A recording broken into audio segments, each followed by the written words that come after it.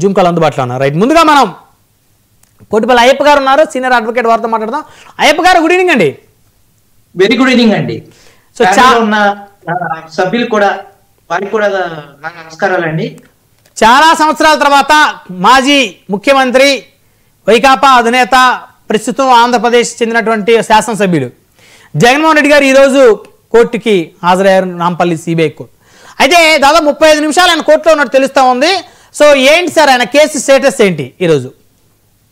ఇప్పుడు యాక్చువల్గా ఏంటంటే, సిబిఐ ఏదైతే ఛార్జ్ షీట్లు 11 దాఖలు చేసిందో, ఈడీ అటాచ్మెంట్ ఆస్తులు చేసిందో, దాని తరువాత సుప్రీంకోర్టు అలాగే హైకోర్టు ఈ ఆర్థిక నేరాలు ఒక దేశం యొక్క వ్యవస్థని నాశనం చేస్తాయి, ఈ ఆర్థిక నేరస్తులు ఎవరైతే ఉన్నారో వారందరి కేసులు త్వరితగతిన పరిష్కరించి అది ప్రజల్లోకి వెళ్ళాలి, ఖచ్చితంగా నాయకులు అనేవాళ్ళు ఈ ఆర్థిక నేరాలు ఉన్నటువంటి కేసుల వల్ల ఈ రాష్ట్రం యొక్క ఆర్థిక ప్రగతి కుంటుపడుతుందని చెప్పి సుప్రీంకోర్టు అలాగే హైకోర్టు కూడా పేర్కొనడం జరిగింది. గతంలో కూడా రఘురామకృష్ణరాజు గారు కూడా అనేక వాధ్యాయాలు ఆయన మీద సిబిఐ కేసులు నిమిత్తం కూడా ఆయన వేయటం జరిగింది. ఇప్పుడు సిబిఐ ప్రధానంగా ఆరోపిస్తున్నటువంటి 2 ఆరోపణలు ఏంటంటే, జగన్ గారు విదేశీ పర్యటనలో ఉన్నప్పుడు వారు ఇచ్చినటువంటి ఫోన్ నెంబర్ ఏదైతే ఉందో ఆ ఫోన్ నెంబర్ పనిచేయట్లేదని, ఆ ఫోన్ నెంబర్ తప్పు నెంబర్ ఇచ్చారని చెప్పి సిబిఐ పేర్కొనడం జరిగింది.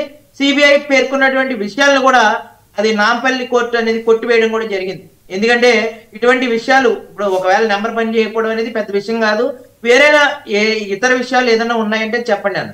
ఇలాంటి క్విట్ ప్రాక్రో రేంజ్ లో అప్పుడు ఈ 11 షార్ట్ షీట్లలో ఉన్నటువంటి అనేక కంపెనీలు ఏదైతే కంపెనీలు ఉన్నాయో, హెరిటేజ్ అప్పుడు ఉన్నటువంటి ఫార్మసీ కంపెనీలు కానీ, సిమెంట్ కంపెనీలు కానీ, అలాగే భారతీయ సిమెంట్ కానీ, క్లాసిక్ రియాలిటీ కానీ, పులివెందుల పాలిమర్స్ కానీ, సిలికాన్ బిల్డర్స్ కానీ, ఏదైతే కంపెనీలు ఉన్నాయో ఇవన్నీ హవాలా మార్గంల ద్వారా పెట్టుబడులు పెట్టి అది SEBI security exchange board of India ప్రకారం అవి పెట్టుబడులు పెట్టలేదు, ఆ పెట్టుబడులు పెట్టకుండా ఆ సెబీకి నియమ నిబంధనలకు విరుద్ధంగా జరిగిందని చెప్పి అప్పుడు ఉన్నటువంటి ఈడీ కొన్ని 11 షార్ట్ షీట్లలో కొన్ని ఆస్తులు అటాచ్మెంట్ చేసింది.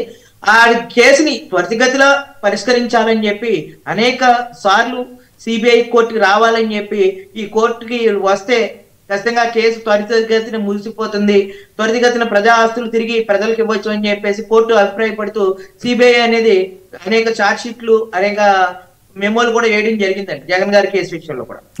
బయట వ్యక్తులు కూడా వేయడం జరిగింది. ఏదేమైనప్పటికీ కూడా 6 సంవత్సరాలు 2020 జనవరిలో జగన్మోహన్ రెడ్డి గారికి గతంలో కోర్టుకి అటెండ్ అవ్వడం జరిగింది. దాని తరువాత పరిణామాల నేపథ్యంలో ఆయన ముఖ్యమంత్రిగా ఉంటూ ఆయన ఉన్నటువంటి తీరిక వేళలు లేవని చెప్పి, అది ఎక్కువ ఖర్చుతో కూడి ఉంటుంది, ఆ ఖర్చు అంతా కూడా ప్రజా ఖజానా మీద పడుతుందని చెప్పి ఆయన కొంతకాలం అభ్యర్థించడం జరిగింది. ఆయన అభ్యర్థిని స్వీకరించి ఇప్పుడు దాకా కేసు పెట్టుకోవడం జరగలేదు.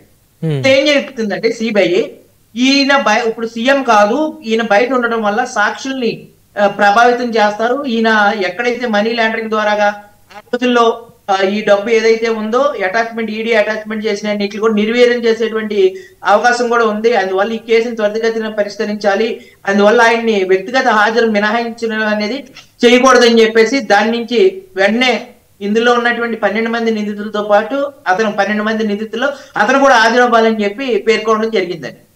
ఇందులో 263 డాక్యుమెంట్లు, 66 మంది సాక్షులు విచారించినటువంటి సందర్భం కూడా ఉంది ఈ కేసులో, ఈ 11 షార్ట్ షీట్ లో. వీళ్ళందరూ కూడా కొంతమంది ప్రలోభాలకు గురవుతున్నారని చెప్పి వాళ్ళ చేత కూడా సిబిఐ అనేది కొన్ని వాంగ్మూలాలని కోర్టు ముందు ఉంచడం కూడా జరిగిందండి. సో ఇప్పుడు జగన్మోహన్ రెడ్డి గారు ముఖ్యమంత్రి అయిన తర్వాత ఆయనకి వ్యక్తిగత మినహాయింపు ఇచ్చారు కదా, కోర్టుకైనా డైరెక్ట్ గా అటెండ్ అవ్వాల్సిన అవసరం లేదని. అవునండి, వ్యక్తిగత మినహాయింపు, వ్యక్తిగత హాజరు నుంచి మినహాయింపు ఇచ్చారు, వ్యక్తిగత హాజరు నుంచి మినహాయింపు ఇచ్చారు. అయితే ఇక్కడ ఒక డౌట్ అయ్యప్ప గారు, అంటే ఆ రోజు ఆయన రావాలంటే చాలా ఖర్చుతో కూడుకున్నది, ముఖ్యమంత్రిగా ఉన్నారు, ఆయన నడిస్తే, ఆయన కదిలితే ఆయన వెనక ప్రభుత్వమే కదిలి రావాల్సినటువంటి పరిస్థితి, ఒక 5-6 కాన్వాయిలు, ఆయన వెనక వందలాది మంది అధికారులు రావాల్సిన పరిస్థితి, అంటే చాలా ఖర్చుతో కూడుకుందని చెప్పేసి వ్యక్తిగత హాజరు మినహాయింపు ఇచ్చారు. మరి ఈ రోజు జగన్మోహన్ రెడ్డి గారే ముఖ్యమంత్రి కాదు, ప్రతిపక్ష నేత కూడా కాదు, ఒక సాధారణమైనటువంటి శాసనసభ్యుడు, ఒక సాధారణమైనటువంటి ఎమ్మెల్యే కోర్టుకి ఎందుకు హాజరు కాడు? అంటే సాధారణమైనటువంటి కోర్టుకి అంటే వారు చెప్పినటువంటి కొన్ని విషయాలు ఉన్నాయండి. ఆయన వ్యక్తిగత కోర్టు యొక్క అనుమతితోటే వ్యక్తిగత హాజరు మినహాయింపు అని తీసుకోవడం జరిగిందండి. సిబిఐ ఏం చెప్పింది, అది ఆల్రెడీ ఆయన ముఖ్యమంత్రిగా ఉన్నప్పుడు మీరు వ్యక్తిగత హాజరు ఇచ్చారు, భద్రతలు ఇచ్చా, కానీ ఆయన ఉన్నటువంటి సెక్యూరిటీ రీజన్స్ వల్ల కానీ అదనపు భారం పడుతుంది, ఆ రాష్ట్ర ఖజానాకు కూడా అదనపు భారం పడుతుంది కాబట్టి ఇచ్చారు. కానీ ఇప్పుడు అదే కదండి, ఇప్పుడు అందుకనే కదా కోర్టుకి ఖచ్చితంగా హాజరవ్వాలి, ప్రతి శుక్రవారం హాజరవ్వాలని చెప్పి అందులో భాగంగానే ఈ రోజున జగన్మోహన్ రెడ్డి గారు నవంబర్ 20వ తారీఖున హాజరవడం జరిగిందండి. హాజరయ్యి ఆయన 36 నిమిషాల పాటు కోర్టు ప్రాంగణంలో ఉన్నారు. కోర్టు ప్రాంగణంలో అనేక మంది అభిమానులు, వైఎస్ఆర్సీపీ కార్యకర్తలు కూడా నినాదాలు చేయడం కూడా జరిగింది. ఇప్పుడు ఆయన మళ్ళీ ప్రతి శుక్రవారం రావాలా సార్ కోర్టుకి? ఖచ్చితంగా అండి, ఎందుకంటే ఈ కేసు అయ్యే వరకు కూడా ఆయన షరతులతో కూడినటువంటి బెయిల్ మాత్రమే ఇచ్చిందండి. గమనించాలి, 11 షార్ట్ షీట్లలో కూడా షరతులతో కూడినటువంటి బెయిల్ మాత్రం ఇచ్చింది. ఆయన మీద ఉన్నటువంటి 120B, 409, 468, 471, 477, 477A ఇవన్నీ కూడా సెక్షన్లు అన్ని కూడా ఏ అయితే ఉన్నాయో సెషన్స్ కోర్ట్ అండి. అంటే ఏంటంటే సీసీ అంటే 7 సంవత్సరాల లోపు ఉండేటువంటి సెక్షన్లు అన్ని కూడా సీసీలు అంటారు. 7 సంవత్సరాలు పైబడి ఉండేటువంటి కేసులన్నీ కూడా సెషన్ కోర్టులు అంటారు. సెషన్ కోర్టు కేసులన్నీ కూడా త్వరితగతిన పరిష్కరించాలని చెప్పి ఇటీవల సుప్రీంకోర్టు పేర్కొనడం జరిగింది. దాంట్లో భాగంగానే ఈ ఆర్థిక నేరాలకు సంబంధించినటువంటి కేసులు కూడా త్వరితగతిన పరిష్కరించాలని చెప్పి ఈ హైకోర్టు, సుప్రీంకోర్టు ఇచ్చినటువంటి సర్వోన్నత న్యాయస్థానాలు ఇచ్చినటువంటి తీర్పుల్ని అమలు చేయాలి. కాబట్టి దానిలో భాగంగానే ఇతను వ్యక్తిగత మినహాయింపు హాజరు అనేది ముఖ్యమంత్రిగా ఉండి ఇచ్చారు. ఇప్పుడు ఖచ్చితంగా ఆయన కోర్టుకు హాజరైతే గానీ ఆ కేసు తేలదు. కాబట్టి ఉన్నత న్యాయస్థానాలు ఇచ్చినటువంటి తీర్పుల ప్రకారం ఖచ్చితంగా కేసుని త్వరితగతిన పూర్తి చేయవలసిన అవసరం ఉన్నది. కాబట్టి దానిలో భాగంగానే చేస్తుందండి. అది దాంతో పాటు సిబిఐ కూడా కొన్ని ఈ సాక్షులు ప్రభావితం అయిపోతున్నారు.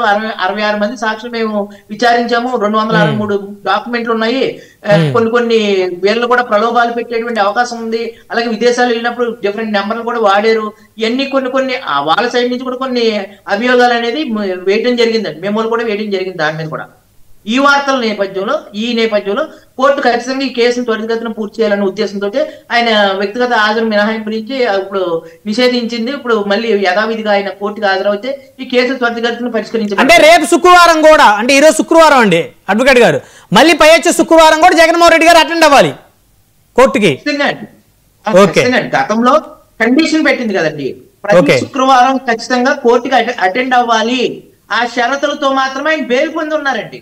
అంటే షరతులతో కూడినటువంటి సుప్రీంకోర్టు ఏ అయితే షరతులు ఇచ్చినాయో ఆ అడ్వకేట్ గారు కూడా అదే చెప్పారు. కోర్టు ఎప్పుడు పిలిస్తే అప్పుడు మేము కోర్టుకు హాజరవుతాము, కోర్టు విధి విధానాల ప్రకారమే మేము నడుచుకుంటామని చెప్పి ఆ రోజు ఏదైతే కోర్టుకి మేము అన్ని విధాలా మేము సహకరిస్తాము, విచారణకు సహకరిస్తాము, ఎప్పుడు రమ్మంటే అప్పుడు వస్తామని ఆ రకమైనటువంటి కండిషన్లతో మాత్రమే సుప్రీంకోర్టుని బెయిల్ అడగడం జరిగింది. ఆ కండిషన్ లో భాగంగానే ప్రతి శుక్రవారం కూడా కోర్టుకు హాజరవ్వాలని చెప్పి ఆ షరతులతో మాత్రమే సుప్రీంకోర్టు బెయిల్ ఇవ్వడం జరిగింది.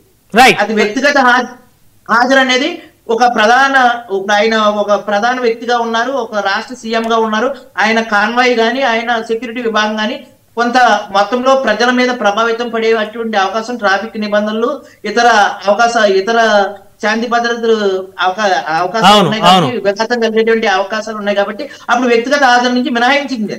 ఇప్పుడు ఈ కేసుని ఏదైతే సుప్రీంకోర్టు షరతులు ఇచ్చిందో ఆ షరతుల ప్రకారం తిరిగి యథావిధిగా విచారణ కొనసాగించాలి. అతను ఇప్పుడు ముఖ్యమంత్రి కారు, సాధారణ శాసనసభ్యుడు అని చెప్పి మళ్ళీ తిరిగి సిబిఐ వాంగ్మూలం వేయడం జరిగింది, సిబిఐ మెమో వేయడం జరిగింది. దాన్ని ఈ సిబిఐ ఇచ్చినటువంటి వాదనతో ఏకీభవించినటువంటి నాంపల్లి ట్రయల్ కోర్టు ఏదైతే ఉందో అది ఖచ్చితంగా సిబిఐ కోర్టు ఏదైతే ఉందో దాని మీద ఆ వాదన ఏకీభవించి మళ్ళీ ఈ జగన్మోహన్ రెడ్డి గారిని విచారణకు పిలవడం జరిగింది. రైట్, అయ్యప్ప గారు మళ్ళీ వస్తాను మీ దగ్గరికి. మనతోటి తెలుగుదేశం